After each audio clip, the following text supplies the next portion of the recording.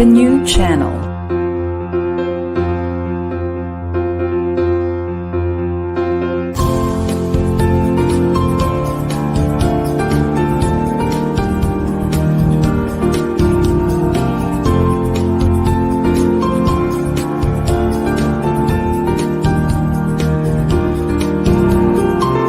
The new channel. Hashtag TNC Now.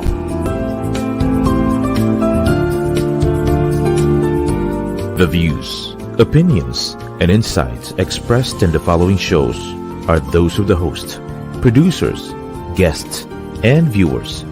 They do not necessarily reflect the position of the channel. Viewer discretion is advised. Hello and welcome to the new channel. Our passion transforms a community channel that sees all things new. My name is Jennifer Nuya, streaming from Cavite, Philippines. You're watching Stories from the Fringe, Season 2, Episode 24.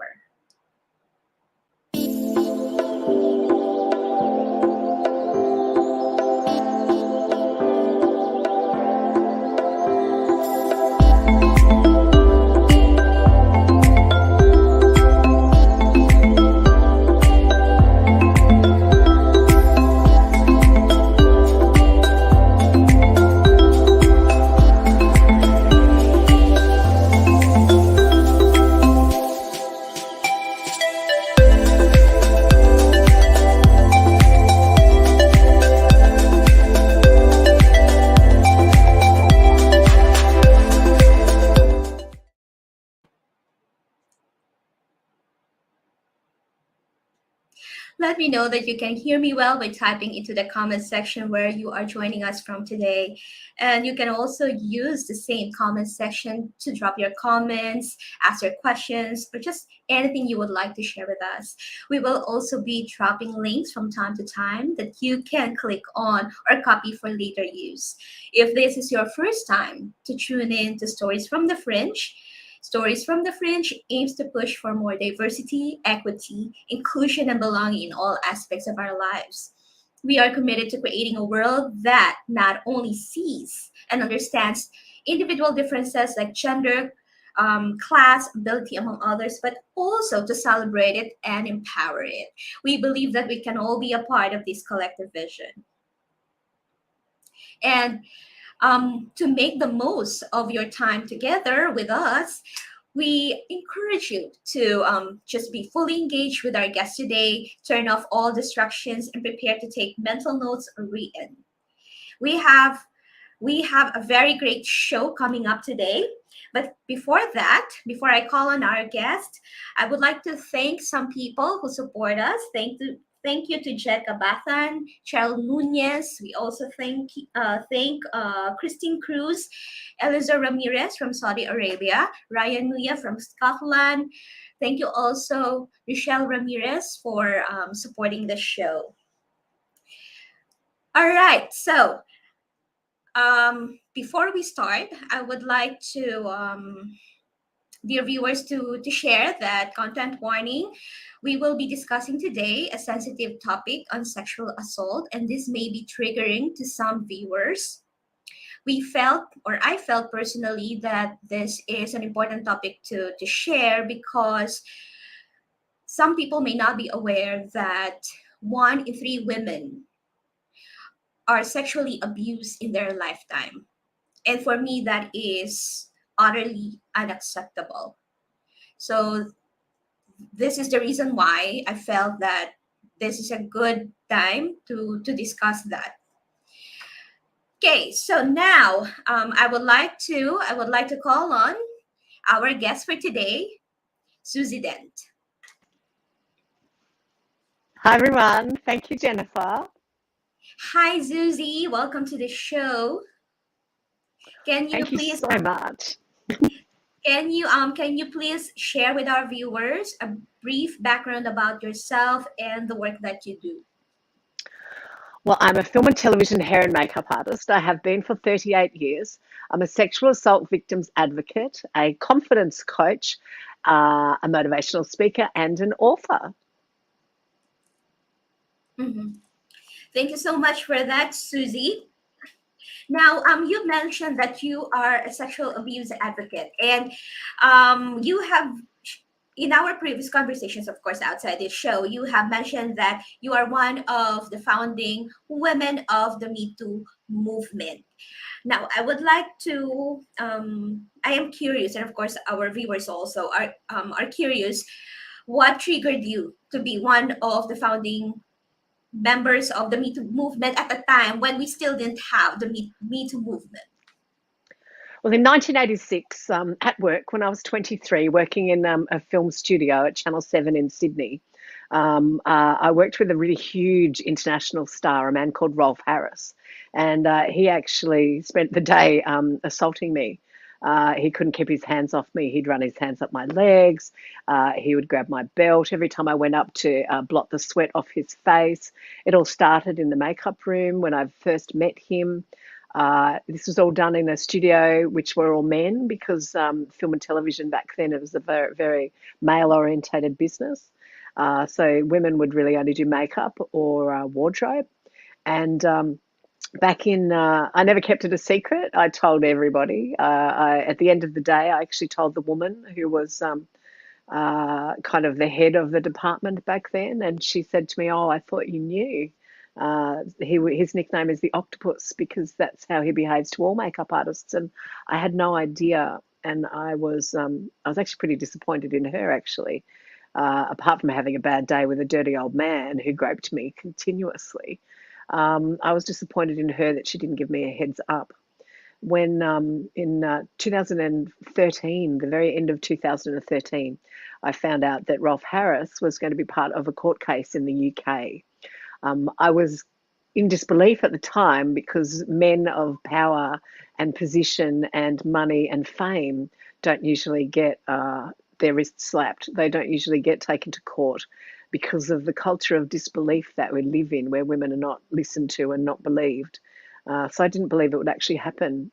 However, I watched this interview on a current affairs program here in Australia, and one of the women who was part of the court case had actually come forward, and she was being crucified by the press. And I knew that she wasn't lying, and she was talking about being sexually assaulted by him when she was 15. And I was so disgusted that she was being called a liar and that she wasn't being believed that I came forward after that TV show. I immediately got online and started Googling the police in the UK and trying to find out where Operation U-Tree was, which was the what it was actually called, this big case over in the UK. The first email didn't get through, and I waited 2 days, and then I did some more Googling, and then I found them. And they got back in touch with me, and I sent them a few choice words like the octopus and that I'd worked with him and what had happened to me. And to cut a long story short, I became part of the court case and was flown over to the United Kingdom to take the stand as a bad character witness against Rolf Harris. And a bad character witness is somebody that basically is talking about, I talked about my day, what it was like working with him. This man was considered, he worked with children. He was welcomed into our homes here and in the UK and in many places in Europe in children's shows. And he was very, very famous. And so the culture of disbelief that I mentioned was that the women that did come forward, we were all called liars. They didn't know my name. I was actually granted lifetime anonymity, which was great at the time because when I did come forward in court, they weren't allowed to print my name. The press weren't allowed to print my name or what I looked like. However, they gave me the initials SD for Suzi Dent, which was, pretty dumb because the BBC found me the next day. However, for the next, that night after I'd been in court, I was kind of branded by the press as the strongest bad character witness in the trial, which was great because I gave a great testimony. And I was there for the other women who were little girls when he abused them. And it was kind of strange. I was sexually assaulted when I was 12, and it completely changed my life. And I never spoke to anybody about it my entire life. So in the courtroom over there was my 12-year-old girl and a 15-year-old girl and a 7-year-old girl and a 14-year-old girl. And we were all middle-aged women. And it was like our little girls were standing up in court going, no. and we're going to tell our stories. So there was such a lot of solidarity in us coming forward and supporting each other.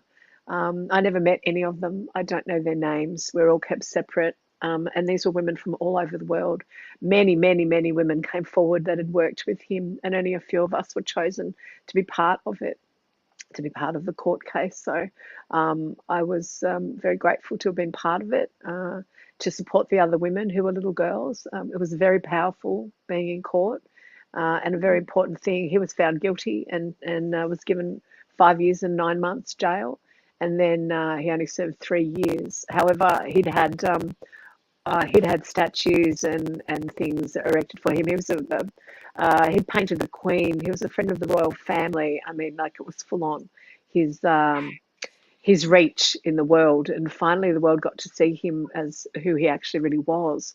And I think when we invite these entertainers into our lives, especially when they're children's entertainers, and we grow up with them. I mean, I used to watch him on black and white TV when I was a little girl, so I was really excited to work with this man who turned out to be a sexual predator. And I'm very grateful that I was given the opportunity to come forward and support the other women who came forward as well. It's very important that we step up for others, and we speak up for others as well as ourselves, so that we can make change. And change is what's happening. And when 2017 happened and the hashtag went viral, that was started in America, which is actually started for Black women in America. And it went viral around the world, and millions of women around the world stepped up really quickly and put the hashtag Me Too on their status. Some of them who have never told their story of sexual assault their entire lives. And that was really powerful. That was like the first step in them stepping up and saying, hey, this happened to me too, without being, without actually telling their story. You know, it was the beginning of their healing journey, because the only way we heal is when we speak. And when you keep stuff inside you that's been inside you for such a long time, sometimes, as we know now, as adults, some things can manifest as physical disease in our bodies when we've got a certain amount of stress that we haven't dealt with. And when you've got things that have happened to you in your past, it sets up a negative self-belief inside you, and you won't necessarily reach your full potential. And you get to a certain age that you know that you've got stuff you've got to deal with.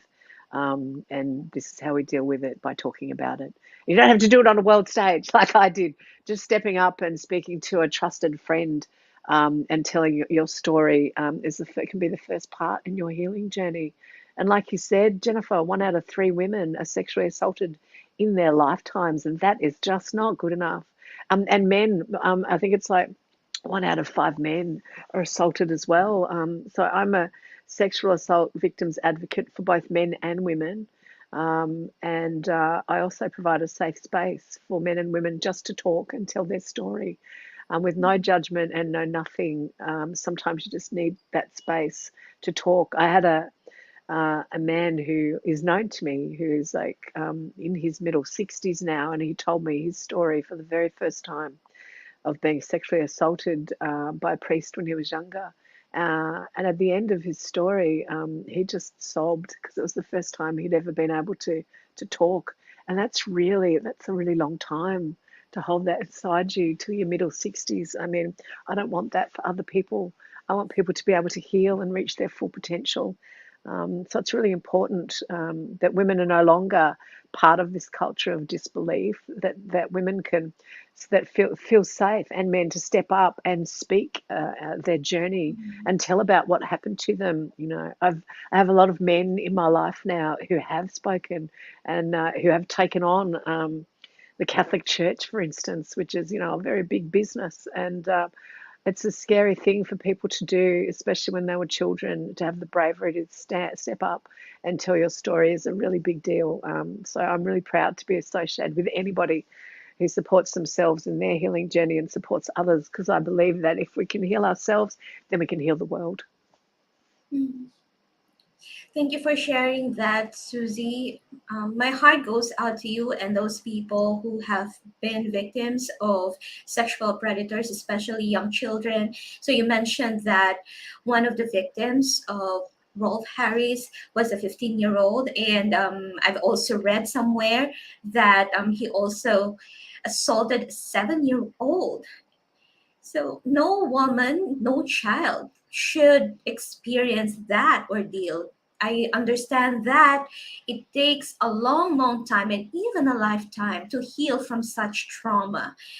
And you are in the best place. You are in the perfect place to help these people heal, because you may not have the degree, like psychology degree, but you have been there. You have experienced it yourself, and as you've said, you are coming from a place of love, coming from a place of no judgment, because that's really important for someone who is trying to heal from any traumatic experience, that we are heard, that we are understood, and of course accepted, right?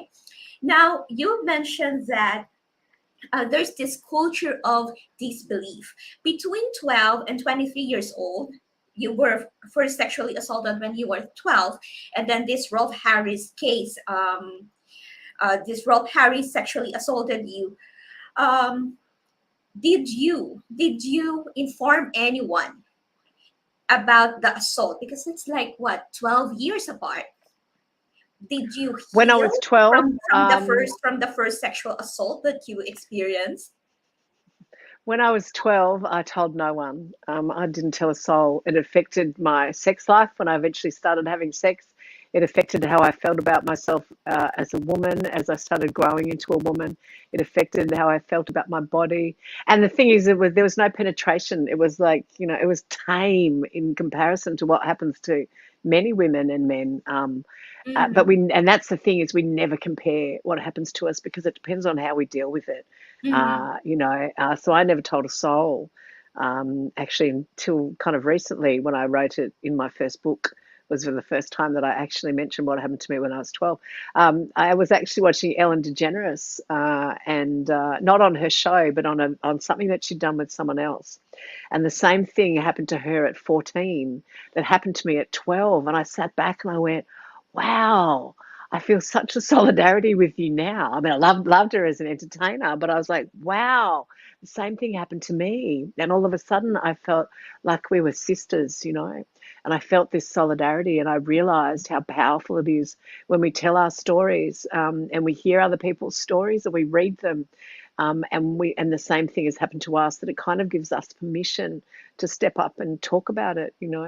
Growing up in the 70s and the 80s, I used to think it's different to growing up now. I used to think I had a neon sign over my head that said, touch me. When I was a teenager, I worked in the bank, like a lot of people did, a lot of women especially. I got locked in the safe by the assistant bank manager, so he could fill me up. I got sent home by the accountant of the bank because he liked to look at my legs when I made him coffee. I was the only girl that was not allowed to. This is when I was 18 and 19. So I was a teenager. So I was sent home to get changed, to put the short dress on, that because he liked to look at my legs. And there was no one you could talk to about that, because women weren't allowed to talk back. So I did. I was a good girl. I went home and I got changed. However, um, when I was that age, I also realised that there was nothing in the bylines of the uniform that said my uniform had to be short and tight. So the next uniforms that I got uniforms that were 2 sizes too big for me, and I never hemmed them, so they were down to my shins, and they could never say a thing. So that was when I was 19. I started wearing baggy clothes, and I started covering my body up because I felt safer that way, and I felt safer around men that way. And I continued doing that for the next 30 odd years of my life.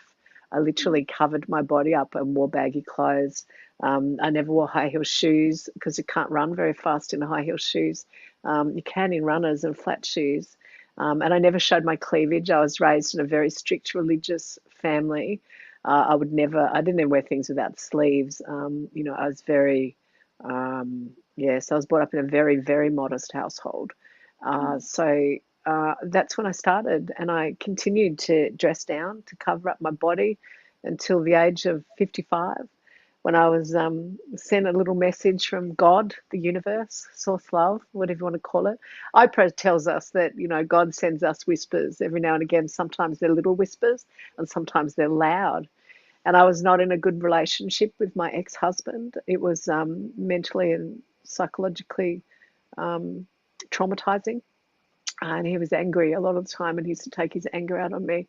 So I thought, I put a wish out, and I thought I'd just like to be, because I'm always, as a makeup artist, I was always behind the camera. When I was younger, I used to sing in bands and stuff, so I'm pretty comfortable on a stage with a microphone. And I thought maybe I can just be in front of the camera for a change. And then 2 weeks later, I got sent the most amazing, life-changing thing, which was to be part of the Mrs. Earth Australia beauty pageant. And I never thought of myself as beautiful. I didn't even have any high heel shoes, never mind a dress, because I'd never worn anything like that. And I realized that I was been sent this sliding doors moment. And I checked them out, and I checked out the charity they supported. And I really, which was Souls for Souls, getting new and used shoes and supplying them for people who actually didn't have shoes either in this country or countries around the world. And it really appealed to me. So I said yes to the most probably uncomfortable thing I would ever been thought of to do. And so I had to learn how to wear dresses. And I had to get over my psychological kind of trauma, if you like, because whenever I put on a dress or anything fitted back then, it was like all my confidence would drain out through the floor really quickly. I would feel so uncomfortable and so disempowered by wearing anything that wasn't baggy. And I really pushed through this for the charity. It's funny when we do things for others, like when I went to court, I was doing it for others. I wasn't doing it for myself. When we do things for others, sometimes it makes it easier. And this journey I was sent on was amazing. I like to say I kind of built up my self-esteem one frock at a time. So each time I put on a dress, I pushed myself through my fears. To cut a long story short, I went on to win the first Mrs. Australia, Mrs. Earth Australia. I found myself in Vegas competing against 36 women from around the world, half of whom I could have given birth to. So I'm a big believer that age is just a number, and whatever you do with it is what counts. I don't like to say to myself, it's all a mindset getting older. It's like I say to myself, oh, you never age. So I don't age. And sometimes you'll have people in your life that are, oh, I'll stop myself doing that because I'm 50 now, so I shouldn't go and do that. Or men like to have this saying, oh, I'm doing okay for an old bloke. And I go, no, if you say to yourself that you're old, and you're always going to be old. And that's no good. So I said yes to the most out there journey that I'd ever been on. And throughout that journey, I came third in the world, which is amazing. Throughout that journey, I learned so much about myself. I got over my fear, my psychological fear of wearing dresses and showing my legs again. I found my true authentic self, and I raised my levels of low self-esteem to my very high levels of confidence.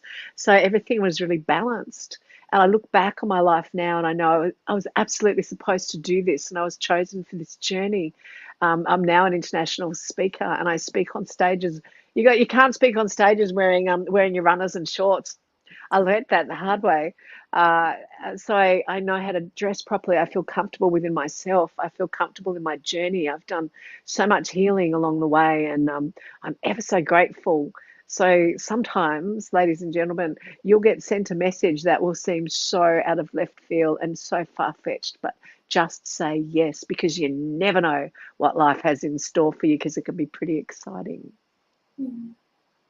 I'm smiling here. I'm smiling here listening to you, Suzi, because I love that you are simply glowing, and you read my mind. Actually, I was about to ask, because one of your descriptions was you're a 55-year-old tomboy turned beauty queen. You were uncomfortable first when you did not like. You were uncomfortable wearing dresses, high heels, or anything fitted.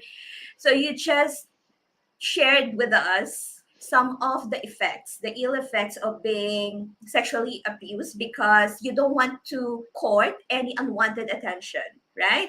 You don't want to be seen as a sexual object, because you were, I'm Absolutely. pretty sure when you were 12, you were modestly dressed, but then again, that abuse still happened. And then after the abuse, you felt ugly. You felt probably used, right? You felt inadequate. But then again, you use that story, you change the narrative, and now you are showing women. I'm so happy. I'm so happy for you. Now I'm very-eyed. uh, Now you're showing people, not only women, because you mentioned 1 in 5 men are sexually abused, that they are not alone. They are not alone. Some people have gone through that ordeal, and they can change the narrative, they can change the journey, and they can be impactful. They can help change the world. And you are one of the people who are changing the world. That, hey, we need to step up, we need to speak up, and we need to support people who have experienced this or who are experiencing this. All right, so we'll go for a short break. Suzi, I would love to know more about this healing journey of yours and how you are helping other people also heal from their trauma. All right, so we'll go for a short break, and then, dear viewers, stay tuned.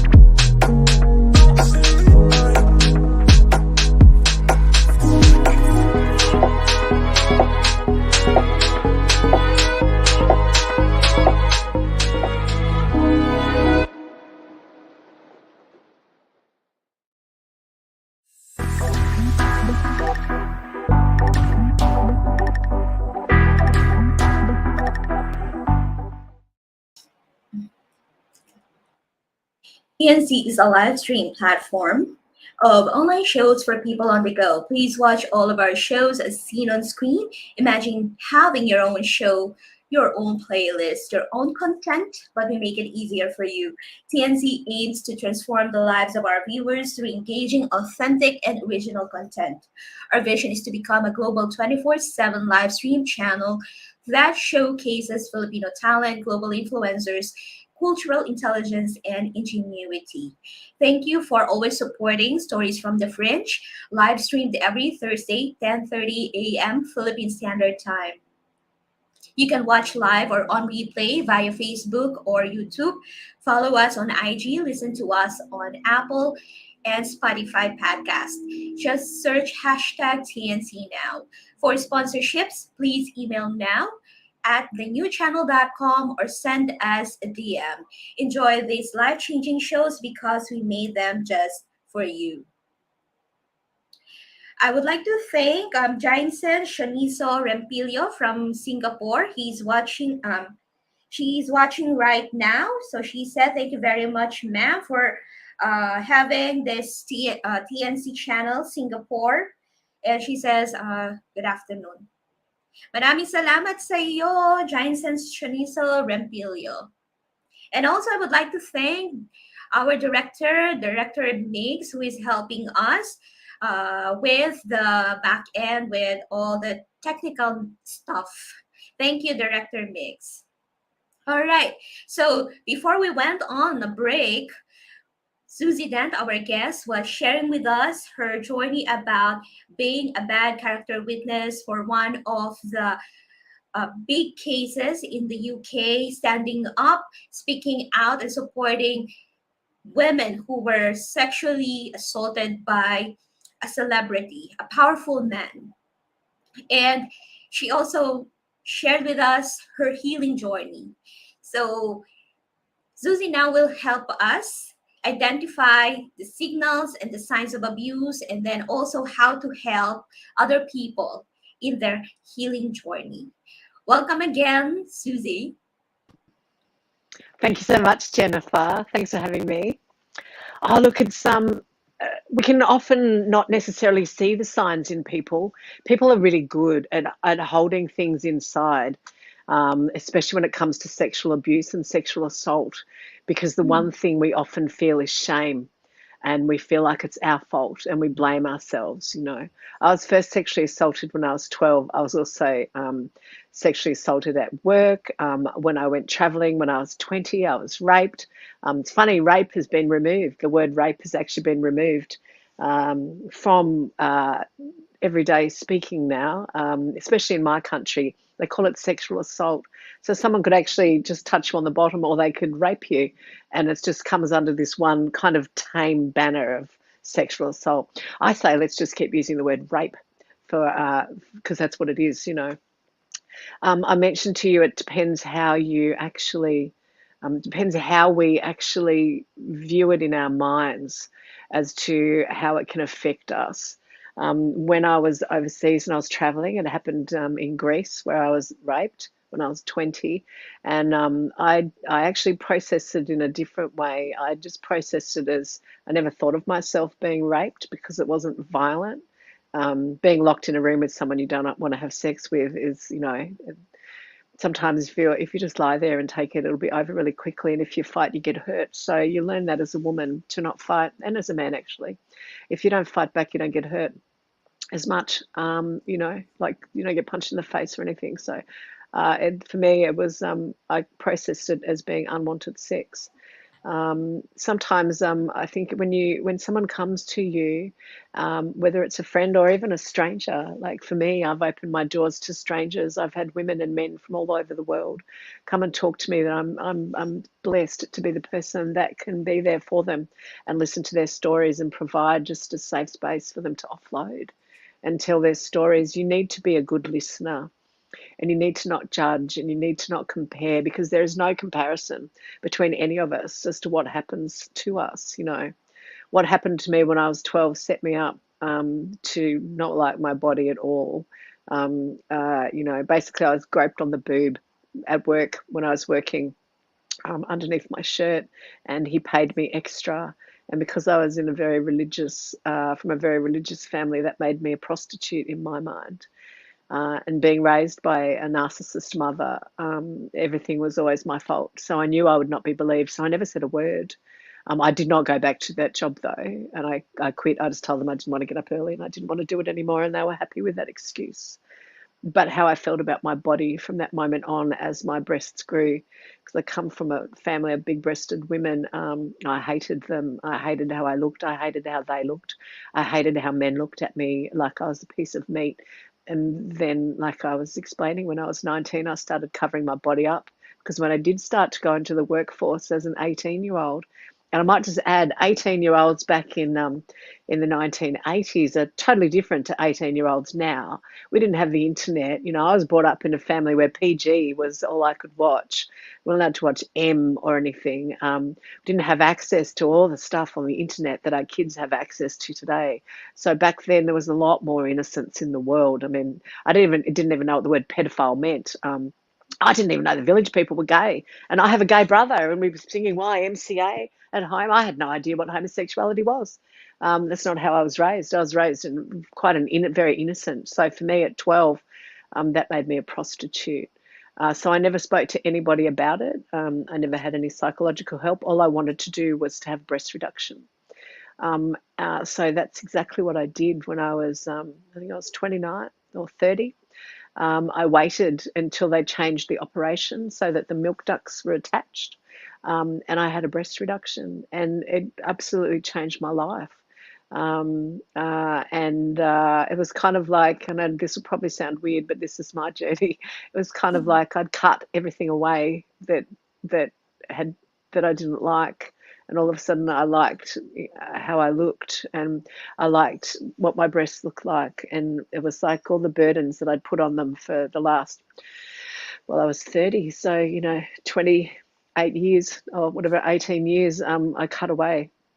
That's how I dealt with it. I don't necessarily recommend cutting away parts of your body. Going to a psychiatrist and a psychologist is really good. When I was young, there was no such thing. We didn't have things like that. And I certainly couldn't tell my very, very religious parents what had happened to me, because I knew that they would have believed me. So, and that's what a lot of young women did, and young men, they keep it to themselves. Even now, they keep it to themselves and they don't tell anybody, and it festers inside you. So whenever you get the opportunity to be a good listener and to just be there for someone at a time when they need to talk to you about anything, it doesn't even have to be sexual assault, it can be any sort of trauma that they've had in their life, just be there, just be a good human, and just listen with no judgment and no interruption, just let them talk. And that's the most powerful thing I think we can do for anyone, is just be there for them. I had to call for a short break earlier because I was afraid I would ugly cry. Now I'm afraid I would ugly cry again. Oh, just listening to you. There's this one book on childhood sexual abuse written by Beverly Engel. She's a celebrated author and also a psychologist, helping people overcome also the trauma of childhood sexual abuse. I read the book, The Right to Innocence, when I was in high school. And she said that sexual predators, they can sense if you have low self-esteem. They want to victimize people who have low self-esteem like yourself, because I think that you mentioned that you have a narcissistic mother where everything is your fault. So you had a low self-esteem, and then they can smell it from far away, like a lion can smell a prey. So they usually prey on weak women because they know that these women, they would not stand up for themselves. And after the abuse, you become even weaker. You become your self-esteem takes a nosedive. So that's what I'm hearing from you. And that's the reason why no one knew that you were sexually assaulted at 12, because you felt that no one would believe you, and worse, that you attracted that unwanted attention to yourself, right?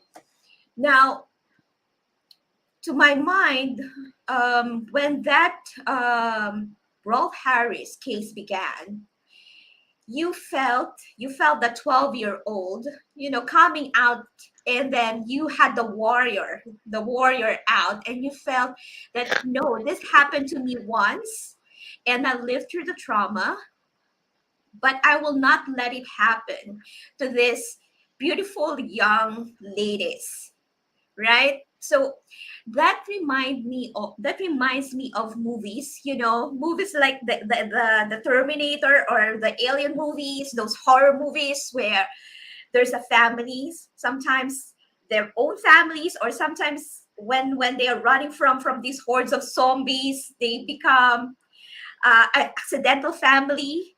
The adults, they feel like everything is hopeless, we're gonna die, no one's going to save us, and then the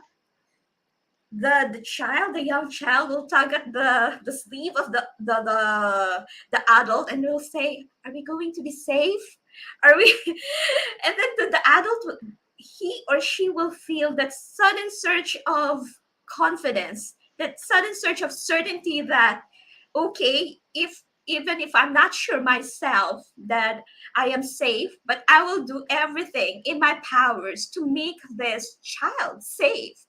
Was that the same feeling you had when you wanted to come out for that case? Oh, absolutely. My inner 12-year-old who was quiet was not going to shut up this time. And because when I was assaulted by Rolf Harris, I didn't keep it to myself. I told everybody. Told Mhm. everybody for years, and I told everybody that day. I didn't keep it a secret at all. And when I watched this woman who I think was 49 at the time talk about what it was like when she was 15, I knew she wasn't lying. I've always not been very good at injustice. I've never had a problem with coming forward and going, oi, especially when it's about somebody else.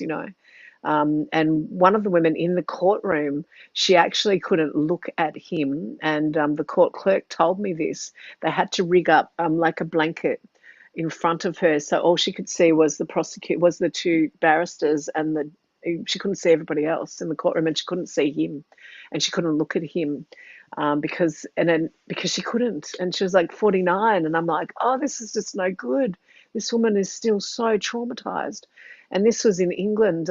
So when I went into the courtroom, I was told not to look at him by the policeman that was looking after me. And they looked after me beautifully, the British police. They were really great through the whole journey. They were really, really good. They were really supportive. So I did what I was told. I was smuggled into the courtroom, kind of through a cupboard, which was interesting because I actually hid in a cupboard to not take Rolf Harris' makeup off. Back in the studio, I actually hid in a cupboard and I didn't finish off taking off his makeup because I knew he'd full on sexually assault me if I did. So he left without me finishing, without taking the makeup off. And so here I am in the courtroom in England being smuggled in a cupboard again. So the irony did not escape me. And I was told, don't look at him, just look at the barristers and the jury and the judge. And it was a packed courtroom, as you can imagine. There was press everywhere. I was smuggled into the courtroom by the driver, so no one could see me. I had a girlfriend with me, which was really great. In times like these, it's very important to have a trusted friend with you. So that at the very end of everything that I talked about, his barrister called me a liar, which is her job and what she's supposed to do. And but it made me really angry because I just talked about my knickers to the jury and made them laugh. And when I got off the stand, the only person I looked at was him. I could not look at anybody else. And I literally stared at him while I walked out of the courtroom, and he did not look at me once. He did not make eye contact with me. He swiveled his chair around so his back was to me, so he made no eye contact, and his whole body was moved away. And that goes to show how guilty he really was. And the press was sitting behind him scribbling madly and writing it all down, which is why I became known as one of the strongest bad character witnesses. My favourite headline back then was Australian television makeup artist dramatically stares down Rolf Harris in court. And I thought, I did that. That was me. But I wasn't thinking about it at the time. I just stalked out of there because there was all this emotion had come up inside me, anger, and I was starting to get upset because I was called a liar. And I slammed out of the doors of the courtroom, and they're like this thick, right? And because I hadn't come through them, I had no idea they actually pushed really lightly. So when I'm thinking that they're really full on heavy doors, I slammed out of there and I went bang, bang against the door, against the wall, and the entire courtroom jumped twice as Suzi Dent left the courtroom. So I certainly made an impact when I left, that's for sure. And then I was smuggled to a room. One of the policemen ran out after me to make sure I didn't go the wrong way because my emotions were starting to take over then. And I was smuggled into another room, and I was looked after by the police and given a cup of tea and calmed down, and because I was saying F this and F that. And then the man who actually was in charge of the whole operation, who I'd spoken to several times on my journey, which took months, he sat me down and he said, congratulations, you did a really good job and we're really proud of you. And I was like, and I thought, oh, yay, I've done it. That's great because I'm here for the others. I'm not here for me. And I did a good job, and I'm so overjoyed that I did. So whenever you get a chance, ladies and gentlemen, to step up and step forward for other people, the healing that you'll get within yourselves and what you can give to others by being that person is it's so important for their healing and the healing around the world at the same time. Mm-hmm. And I'm so proud of you. I'm so proud of you, Suzi, because you have come a long way. So you're not just a survivor because you're thriving and you're helping other people thrive as well, realize their full potential, because that's what we're born for, right? To realize our full potential and become the change maker in the world so that when we'll leave this world a better place for us all, right? For the children. Absolutely. And that's a good point that you raised there, that we need to speak up, we need to stand up, support people in their healing journey. And I just think that one thing also that we can do as a society to prevent this kind of abuses is to raise powerful boys and girls. Usually, yes, in traditional Filipino houses, where like the one that I grew up in, children cannot talk back, because if you talk back at your parents, you will get a good whopping, and you cannot speak your mind. And if there were visitors, you just stay in your room. You cannot engage in adult conversations, even if these adult conversations affect you, right? In the short term or the long term. Now, I think that can also be a gateway to possible sexual abuse, because if you as a child feel that you cannot talk, you cannot have your own voice in the family, then that will make you question yourself. Was the abuse real? And oh yeah, you don't feel comfortable talking about it because it's very private, right? So I think that we need to raise up young boys and young girls, if they were to be our future leaders, to have good self-esteem. and to have a voice. I was raised the same Yeah. way. Yeah. It was my parents were British, and the saying was children should be seen and not heard. And I Mhm. was not encouraged to speak. I was not encouraged to have an opinion. In fact, my parents liked to hit. So I actually moved out of home when I was 18 because I was a little tired of my mother taking out her aggression on me just by hitting me, just because she felt like it. So I left home then. But I've raised an amazing 20-year-old boy who's a feminist, and I raised him to speak. I raised him to speak out to his teachers if he wasn't happy with what was going on. And you're absolutely right. That is key, is we raise our children to have a voice. We raise them to feel comfortable to come to us with anything that they have on their mind, anything whatsoever. They need to be comfortable. And I think when you and I and others out there have been raised in an environment where we're not encouraged to speak or have an opinion, we do the opposite. I was raised by a woman with no empathy, and I'm a very empathetic person. And I've raised my child in the complete opposite way to how I was raised. So he has a voice whenever he wants it, and uses it. And I'm very pleased and proud of him. And when we raise our children like that, boys and girls will support each other as equals. So we continue to have equals, and we get rid of the generational mindset that comes from my grandparents' era and beyond, with the sayings, women should be barefoot and pregnant in the kitchen. There are still countries in the world where women can't drive, where they have to hide what they look like. We just need to change society, and we need to change this mindset around women, which is changing. Women can be anything they want to be now. When I was younger, women couldn't be astronauts or bank managers or accountants or run their own business or anything like that. Women can do anything they want to do now. And I'm so proud to witness so many women doing whatever they want, which is great. And we keep raising our young ones and our children and our boys and our girls to believe that they can be whoever they want to be, and to have the right mindset around who they are and understand that they have a voice and their voice is just as important as everybody else's. It's key. It is key. Thank you so much, Suzi, for sharing your beautiful healing journey and how you're helping other people also heal. Now, how can our viewers stay in touch with you through your work, and if you have social media channels? You can get in touch with me on my website, which is suzident.com, SUZIDENT.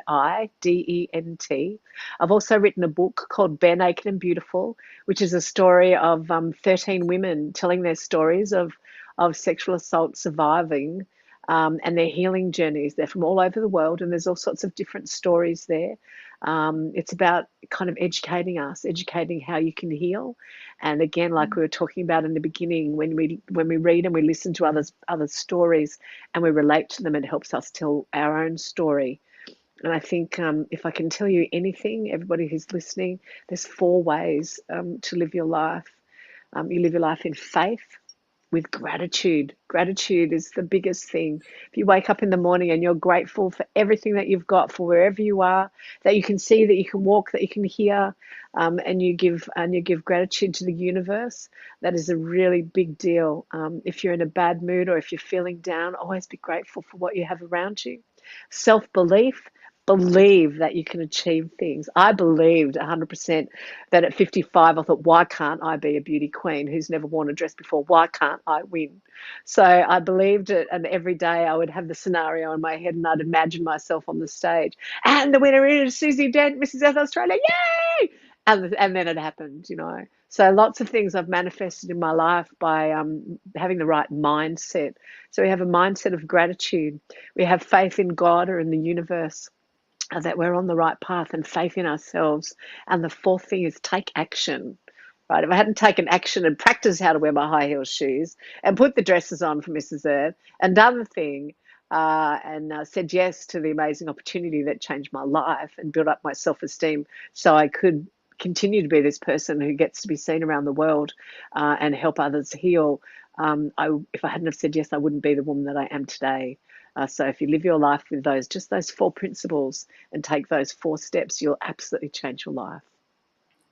100% agree with you, Suzi. In my bedroom, I have this vision board, and I put there, today is the beginning of the rest of your life. So when I open my eyes, okay, so there's no reason to be grumpy or to be gloomy, because today is the beginning of the rest of my life. Whatever happened in the past, whether I made total mess up, that's already in the past.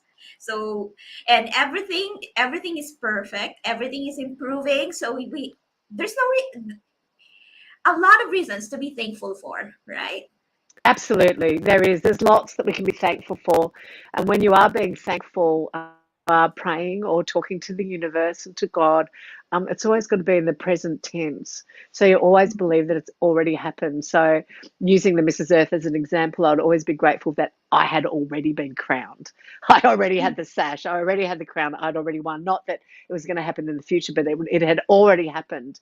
And you fill yourself up and your whole body with the gratitude and the feeling that you would feel for what you want to achieve as if it had already happened. And it's like it just goes bang out to the universe, this huge gratitude and love bomb.